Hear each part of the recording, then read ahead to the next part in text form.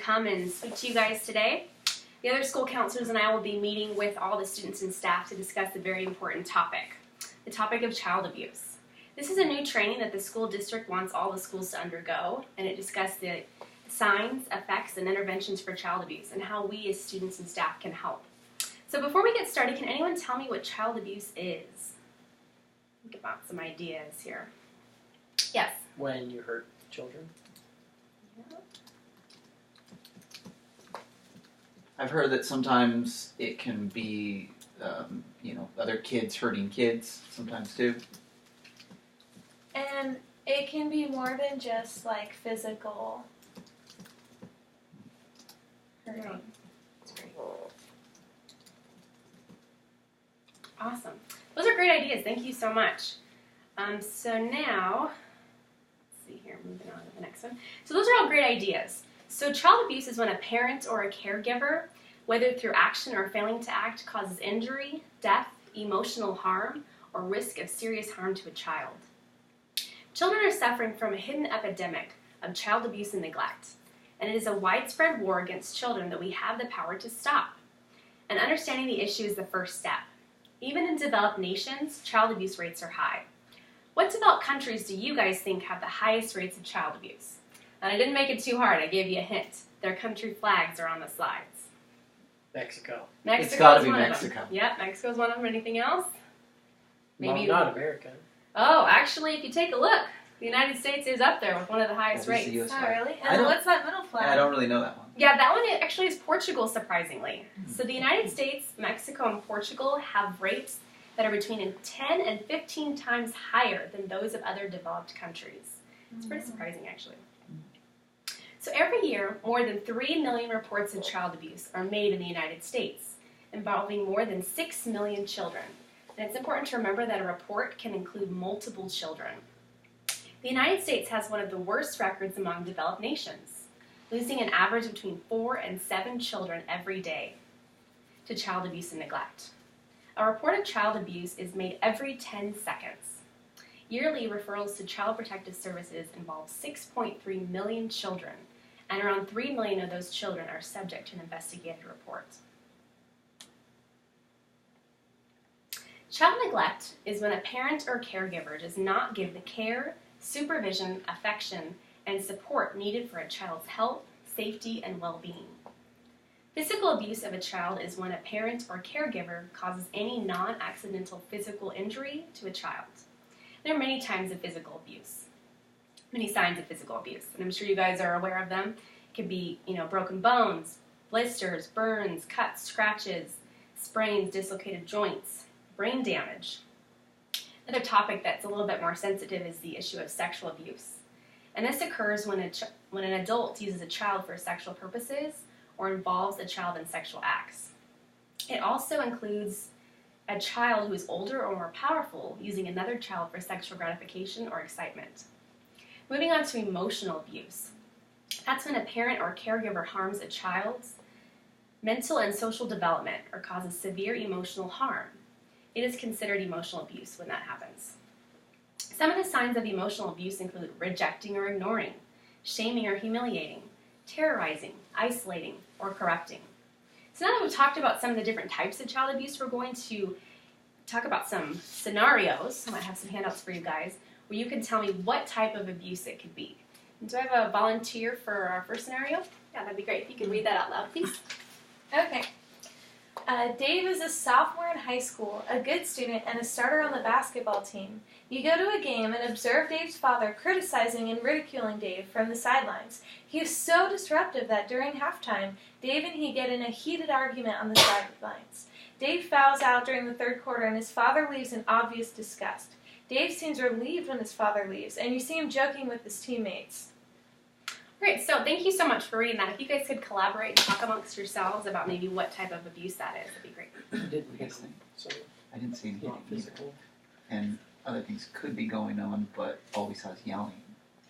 That's probably emotional. It's probably emotional, yeah. If you guys come I'll go to with a that. conclusion, what do you think it is? Emotional? That's right. Yep, exactly. Thank you so much for that one. And I have one more. Do I have another volunteer for? I'll take it. Thank you. If you could read that out loud as well. Susan, a 6-year-old girl, has a bruise on her cheek. her upper arm, and her torso. She tells you that over the weekend she fell down the stairs. Susan often has bruises on her upper arms. Her mother confirms that she fell down the stairs. She says Susan is a tomboy and is always falling down. Okay, if you guys want to talk about that scenario as well, try to figure out what type of abuse that could be. Well, that's silly that she might falls be down falling because she's a down. tom. If she's not falling down the stairs, someone's got to be hurting her. Seriously, you Could don't be. get a bruise on your cheek But- and your arm and your leg from She could that's be a tom. physical. Any ideas? What do you guys think? Like, Physical. Yep, you guys are I right. believe it's physical. Nice job. You can hold on to those if you'd like for now. So great job on figuring those out. Now we're going to talk about the impacts of child abuse. So the impact of child abuse on students' academic, personal, social success is significant. Abused and neglected children are at a higher risk for lower academic achievement. Abused children have a greater instance of exhibiting poor social skills and classroom behavioral problems. And unfortunately, students who experience child abuse are far likelier to drop out of school before completing high school. Students who have experienced child abuse are at a greater risk for mental health disorders, addictions, and sexual and reproductive health issues. Child abuse during infancy and early childhood has been shown to negatively affect early brain development and can have enduring repercussions into adolescence and adulthood. When life experiences are primarily negative, children may develop emotional, behavioral, and learning problems that persist throughout their lifetime, especially in the absence of targeted interventions. Okay, so now we're going to talk about some interventions for addressing child abuse. We're going to talk about ways that I as a school counselor can help with that, and then ways that students can help with that. So as a school counselor, I need to be aware of the signs of child abuse. This is something that you as students should also be aware of. Providing these trainings for students and staff like we are doing today is a great way to get all of us aware of the signs and effects of child abuse. Providing a welcoming atmosphere and open dialogue for students will help me to reach students on a greater level that are struggling with issues regarding child abuse. And because I'm a school counselor, I'm also a mandated reporter. And this means that I am ethically, morally, and legally responsible to report suspected child abuse. Students can also help address the problems of child abuse. What do you think are some ways you guys as students can help someone that is experiencing child abuse? Let's talk about that quickly. talk with them. You can be a good friend and offer like a safe place for them to talk and to. Tell them to talk to the counselor. And I'd say, like you said, if they have a teacher, like I said, counselor, principal, if it's someone they trust, you can talk to them too. Those are great. Thank you so much. Okay. So nice job on brainstorming that. So if any of you have any concerns or for yourself or know of anyone else that are experiencing any of these signs that we've discussed, please seek out help immediately. Talk to a trusted adult. Talk to a parent, a family member, administrator at the school counselor, teacher. We're all here to help. Be a lifesaver. And I've kind of put some things on here that talk about being a lifesaver because it's our job as, peers and friends and, family members to help one another. And I've put on here to be a lifesaver with some lifesaver candy that'll help you remember that. And I have one for each of you. All right. Being a lifesaver means being a good friend and being aware of your environment and being a good listener and helping others. So, and remember, just because child abuse has been reported in a home, it doesn't mean the child's going to be taken away from their home. Sometimes these families just need additional support and services.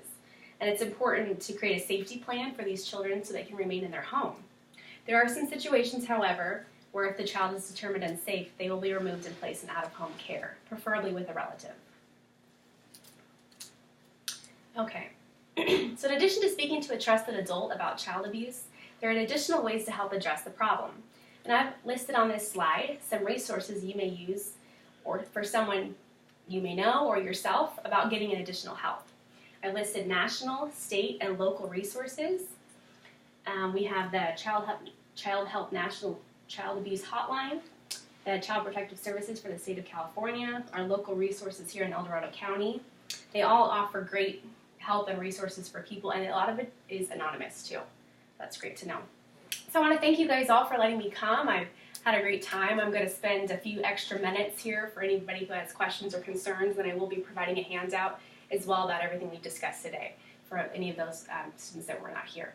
So thank you very much. Thank you.